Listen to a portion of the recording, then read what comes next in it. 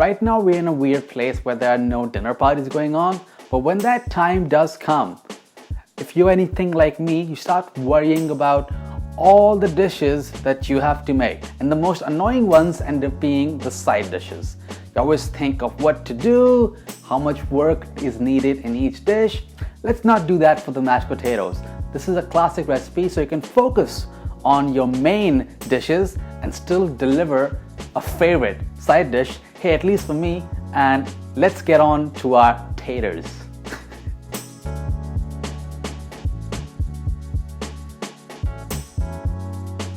So to cook the potatoes, you want to boil them, or if you have an Instant Pot, just steam them. I prefer the Instant Pot steam method. So add your potatoes onto a trivet, cut them in half if you want to fit more, and then steam them between 10 to 14 minutes depending on the thickness and the size of your potatoes.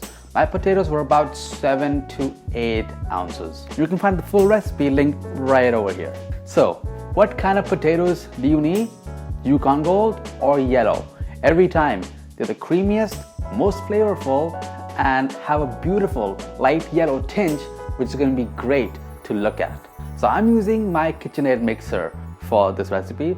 If you don't have a stand mixer, then you can use a hand mixer. If you don't have that, just use a whisk. The main idea is we are whipping the mashed potatoes to get it nice and soft and fluffy. So peel and add your potatoes into the pot or in a bowl, and then add in all of your butter, and then just start whisking.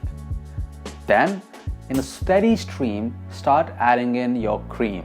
You want to add it until the potatoes start to get creamier and creamier and the texture starts to smooth out. If you're deciding to make this ahead of time, keep it a bit firm. When you're ready to serve, you can adjust the consistency then. Now add the salt and pepper and keep mixing, and you want to taste it and adjust the seasoning as per your tastes. Add more cream as desired until you have a texture that looks a bit like this. You can see it's really creamy, yet it's firm. You can form it. It's almost like dough but wetter. From here you can go into so many ways. I decided to do a spring onion mash, and for that just add in some spring onions or green onions or scallions if that's what you like, and then finish it with a nice dollop of sour cream. You can just add that to the top just for presentation and then mix it in on the table. And that's a simple, straightforward recipe for mashed potatoes. Nothing too complicated. Instead of adding scallions, you can add in roasted onions, roasted garlic, crispy bacon. You can really make it your own, or just make it an ultimate mash and add any combination and more of the ingredients I just mentioned. I hope you guys liked this video, and if you did, let me know by hitting that like button and leaving me a comment.